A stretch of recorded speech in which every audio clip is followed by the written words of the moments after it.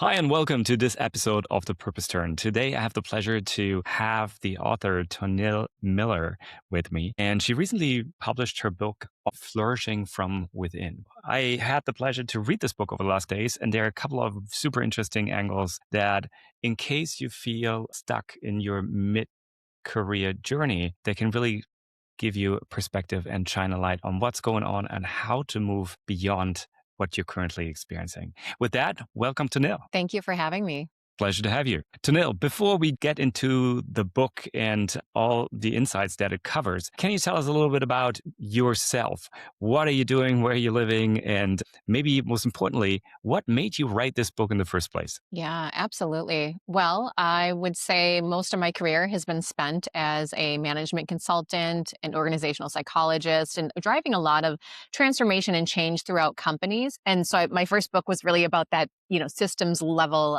look at things. But what I realized along the way and along the journey was obviously who are we changing? Who are we working with? We're changing and working with people. And so it just kind of became very, very clear to me that coupled with my experience in other realms and just my study of spirituality, psychology, and all those things, how important it is for each of us individually to do the inner work so that we can be very impactful when we do the outer work with other folks in our workplaces as well as our world more broadly. And so that was kind of simmering in the background throughout the course of my career. And so I figured now is a really good time to write this book. And so I really kind of been focused on both, like I said, that systems level look at things as well as the individual people side of things in the organizations that Mm, we're trying to work with. And then these days, I've spent a lot of time the last 15 years living in New York City.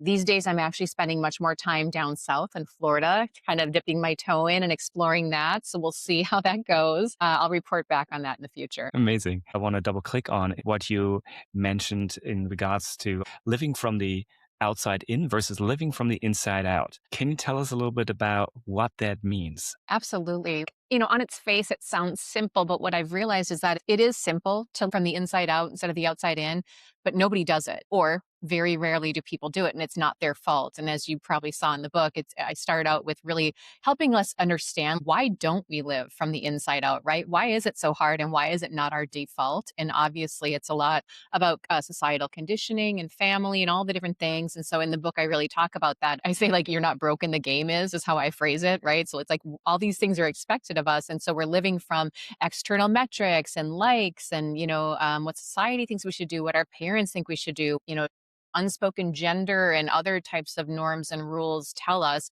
And so we kind of end up, a lot of folks, we end up, midlife or whenever it is, if you're lucky enough to wake up. And we realize, wow, I worked really hard. I climbed that ladder. I did a great job, but I don't know who I am anymore. And I'm not happy. And something's missing. And like all these different symptoms that come up. And so for me, this book really guides you through how do we shift that? How do we get to really know ourselves at that very, very deep level in a really authentic way? And then starting to do the hard work once we discover that part of us of living from the inside out, which again is like living by your own bar and really having a critical mindset and critical thinking. Do I really want this career? Do I really want to live here? Do I really, and if it worked before, that's great, but do I still want that, for example? So Mm. that's kind of how I think of it, is like the key to us flourishing is that living from the inside out, and then everything starts to come into fruition. So basically, from the outside in, meaning you follow like the idea of success, the success scripts that people have that you have been spoon fed probably since childhood and followed. And then at some point, and a lot of people right now have this realization, hashtag millennial career crisis, realizing like, oh my God, like I have been following this, but this is not me. And then the question, is that it? And what you're saying is to say like, well, if you don't know if that's it, figure out what it is for you.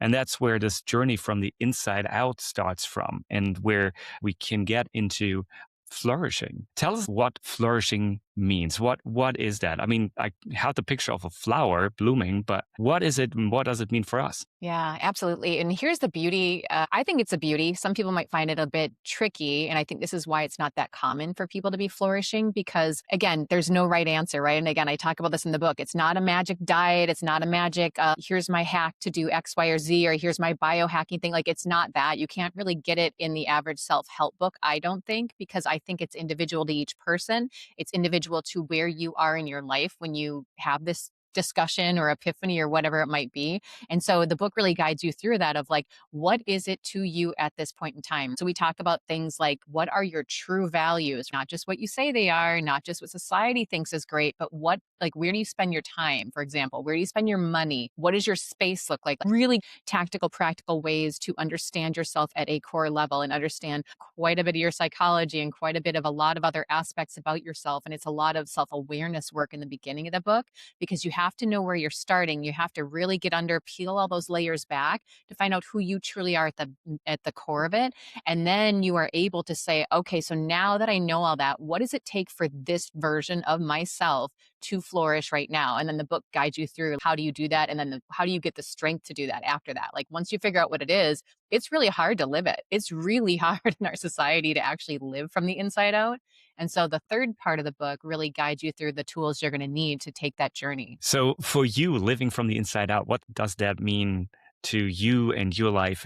I appreciate the question. When I was writing this book, I kind of thought, gosh, I feel like I've been doing this a lot, not perfectly at all throughout my life, but I feel like I've been doing this a little bit more than the average bear, essentially, just because, I talk to a lot of people, I meet a lot of people. And first of all, I always feel flourishing, even when life is hard. And it's been really hard, just like it is for all of us every day, or some days, we'll say. But I think I've somehow always I've been in touch somehow without realizing it was not common with that part of myself, that deeper inner knowing, whether you want to call it your soul, your psyche, or all, everyone calls it different things, but that really authentic internal part. And so I've been, I think, at a high level living from this point for a long time, but it's just through writing this book, it's really helped me crystallize it and get so much more clear. And also just with age, it's all this has kind of helped me get even more and more clear on it and just see, I feel like a veil has been lifted. And so to answer your question, for me right now, it is different, right? I used to love living in New York City. I loved that lifestyle and all of that. And that was flourishing in that time frame for me. That was like, this is my jam.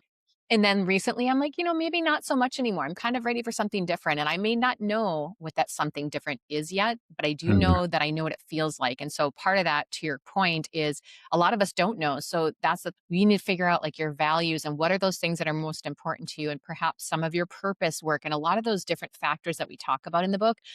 Those are the things that are going to help you figure out what that flourishing is right now. And so for me, to answer that, I've been doing that same work as I'm writing this. I'm like doing that same work again and again with myself and kind of reassessing, oh yeah, those values have changed a little bit for me now. And oh, this has changed a little bit. And that's the other part too, is like nothing stays forever. So constantly kind of checking in with yourself and seeing where you are now, I think, is the other key to this. And just saying, if this over here or that over there helped me flourish 20 years ago, is it still working for you today?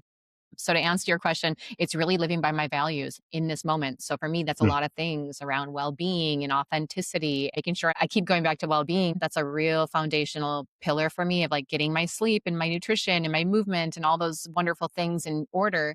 And then everything else from that kind of comes out of that. So really realizing for yourself what's important right now and then start living from there. Maybe not with a dramatic kind of, oh, I got to uproot my life and move halfway around the globe, but uh, basically getting into a conversation with life and starting with what's true for you and then figuring out your way because you might not even know it.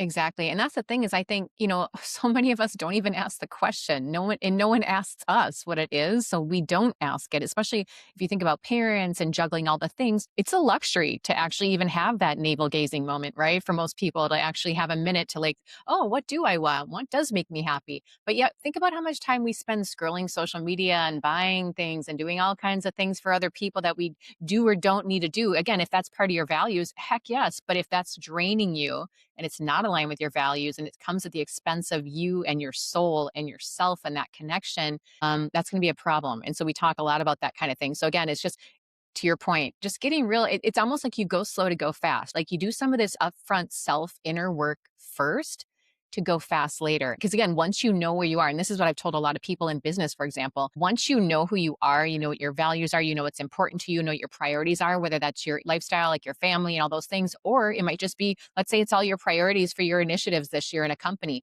You need to get crystal clear on that and ruthlessly prioritize what those top, whatever three things call it are. And then everything else needs to fall away, or you need to find ways to just kind of get that away. Because the thing is like, otherwise we sit chasing everything. I think that's what a lot of folks do is whether it's at work or in life, we sit chase and react to all kinds of things that are happening.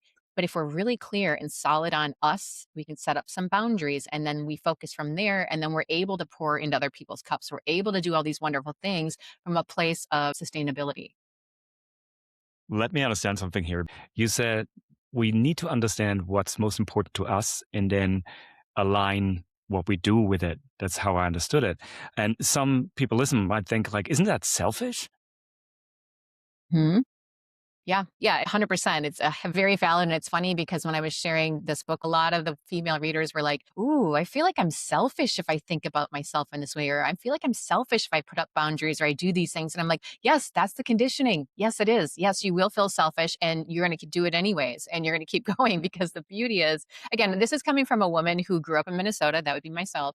Very people pleasing. Let's be good, mindset. And there's nothing wrong with that. It's wonderful and it works very well there. And it probably works a lot of places. But the point is, if you do that forever and you don't ever get really clear, then you need boundaries later and you don't know how to put them up because you're so used to people pleasing and soothing everybody else. But then guess what? Then you get passive aggressive. Then you start resenting people. And we talk a lot about this in the book. And so I'm sharing a lot of things here with you. But yes, it may come across as selfish, but that's okay. That is conditioning. That is something we get over because here's the thing.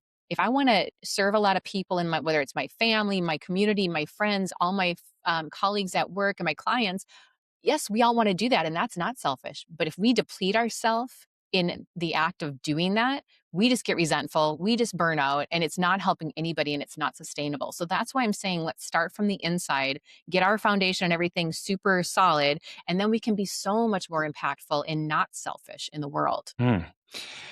It makes me want to talk about your chapter that you wrote on purpose because I really like the moment that you described that you had with your mom. Can you share that with us? Yeah.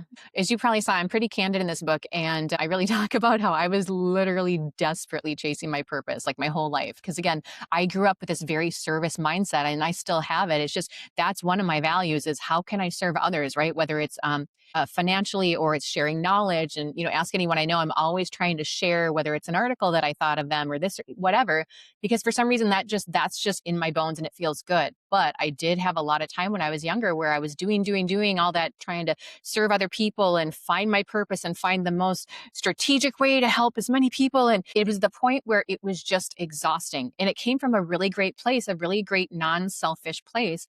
But that wasn't helping me and it wasn't helping anybody. And I had this great chat with my mom who's super practical. And I was just always harping on about, I got to find my purpose, mom. I just, to just justify being alive. And I was just anxious all the time about it.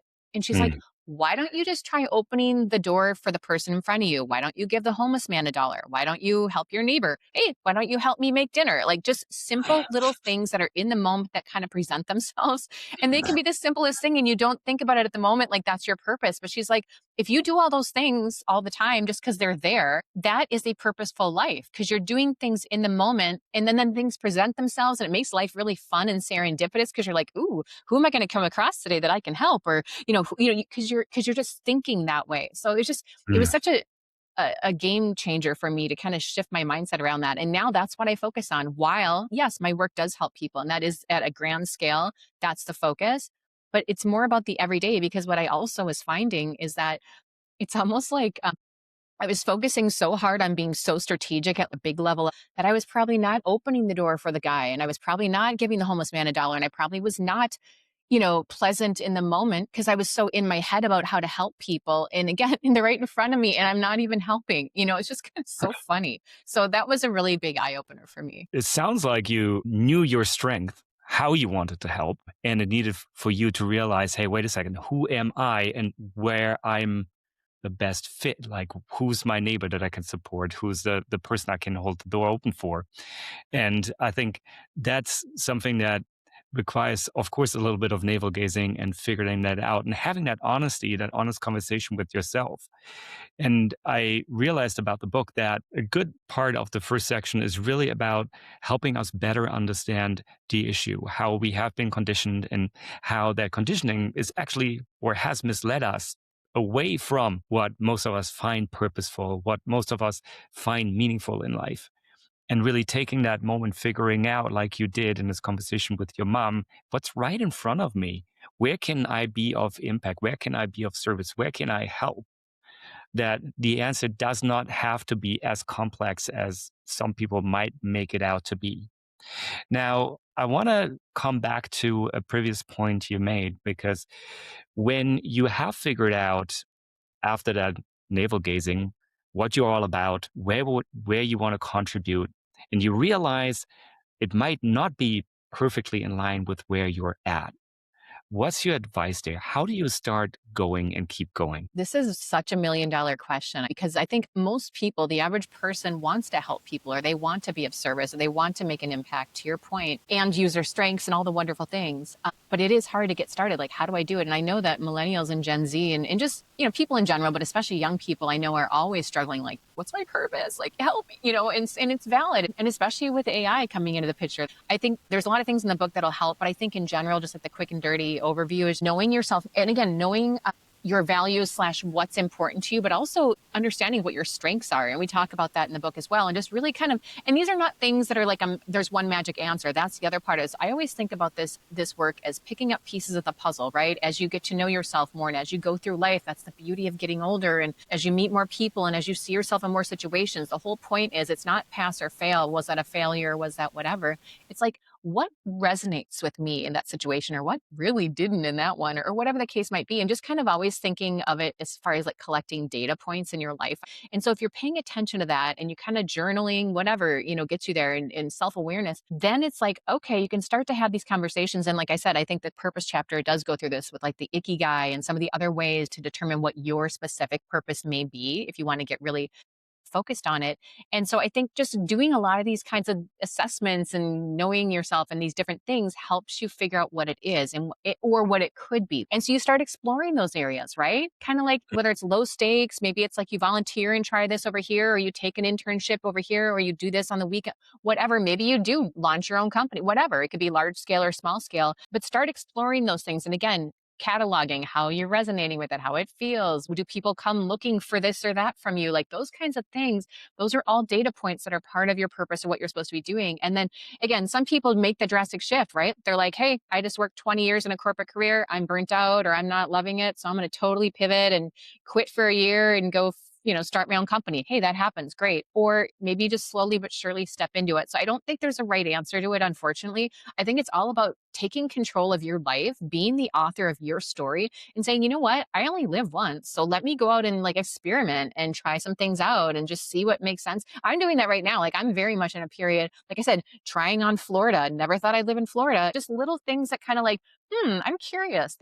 Would that jive with me? Let me see. And again, you're not going to go crazy and blow up your life, but like just give yourself that grace to explore. Hopefully you don't blow it up. I love how you like reduce the pressure there a little bit. And I think you also point a finger to the dialogue, right? On the one hand, exploring and trying things out, go to Florida, see how it's like. And on the other hand, take a moment to reflect on that. Think about how it make you feel. Is this really the right thing or not? Yeah, I think this is just because I'm kind of a researcher nerd in my background, but like I just think of life every day as a data point collection exercise. Like not like I'm just being a nutball and a scientist, but in general, it takes the pressure off. It's kind of the startup, like fail fast kind of mindset. It's like just quit thinking of anything as a failure is what I try to tell people is like, hey, you learn what you totally hate or what totally doesn't work at a minimum, but at a maximum, you probably get a lot more self-awareness. You might have an amazing success from it. And to your point, when we take the pressure off of us, it just makes it way more fun too. And again, I know you have to be smart. You have to have guardrails. You can't just, like you said, sell off everything and, tell your family up, we're going to a different place, whatever. But I mean, you're smart about it, but just really taking that pressure off yourself, I think helps. Hmm. Yeah. And like taking the pressure off. And I think this is part of doing the work, because with pressure, it's really tough to figure out like, who am I? What do I value? By the way, talking about values, and you talked about values a couple of times, and I'm not sure if everybody knows what values are. And given we have a psychologist here with us today, can you briefly tell us what values are and like how we live by or not live by them? I think this is the tricky part because a lot of people think a goal is and values are similar, right? They think my goal is to get in shape or my goal is to make X amount of money or get this career or whatever. Those are like endpoints. Like those are like, hey, you do it or you don't do it. It's kind of binary typically. Goals I think of are more like directions, like certain things, or I'm sorry, not goals, I mean values. They're directions. There's more than one, there's several. They change during the course of your life, I think, depending on experience and time of life and what you've gone through. But essentially, it's kind of this direction point of saying, like for example, if my values are things like well being and taking care of my health and just that foundation, as well as like relationships and learning and contributing, like those are some of my key values. And so that what that looks like for me very practically is that means if I have a choice to go out and do drugs and party and go dancing, as much as I love dancing, that part of it is fine. I'm not going to do that because my key values are not those things. My key values are actually well-being and going to bed early and like all the things that so it's like it helps you make decisions in small scales and large scale in your life. And they really orient your life. And I think it's the funny part about them is we often think like we choose them. But I've found, and this is where I think it gets tricky for people to figure out what their values are and why there's a different way to go about it in the book. There's several different ways, is because it's more like not what you think they should be and not what society tells you they should be. Because a lot of people are like, oh, well, I value adventure. I value this. I value that. And they all sound great. It's almost like when you have the values on the wall in a company, it's like, oh, all those words sound awesome. Yes, of course. Yes, yes, yes. But then you realize, like, what do those words mean to me? And then what does that look like in practice on a day-to-day behavioral level? And that's a lot of the work that I do in companies is like breaking that down. And we realize no one's actually living these values in the company. And it's kind of the Mm. same thing in your life. You start to realize your values are actually what you do, not what you want them to be, if that makes sense. It's more like they show you what they are, not you choose what they are. Does that make sense? Yeah, the way I understand it, if you look back at your life, your values basically speak the things you have Mm-hmm. accomplished or what you saw in them. So for me, for example, if I would have said, I value family in my 30s, I would have lied. I mean, society tells you family is important, but if I would have looked at my life, I was all over the map. Literally, I lived in many places around the world and I checked in with my family around Christmas and every other week on a call, right? So if I would value family, my life Wow. would have spoken differently. And it probably would have said, well, I'm like Mm-hmm. visiting my family every 2 weeks. I'm flying there for every birthday. I'm like making efforts to move closer to my family. All these things would have indicated that I really value family. But back then, even though like everybody tells you in your 30s, family is important. And don't get me wrong, now in my 40s, I think it is. But in my 30s, no. So this is how I understand what you said. 1,000%. You nailed it. That's exactly what it is. I love the way you said it. It's like you can't choose them, but your life speaks for it. So in the book, we talk about Dr. DeMartini, who I love, and like there's other methods as well. But I think that method is so good. He has like a questionnaire online on his site for free. And it's literally like, where do you spend your time? What does your bank account look like? What does your calendar look like? What does your space look like? Like what are those things? And these are things you don't necessarily choose. It's just they choose you and you see them after you see the patterns after a while and you look back and you're like, oh, that is what I value, isn't it? Whether you like it or not. And so that's why it's good to be aware of these things because then you can shift them if you want to, but it's really an exercise in being aware, I think.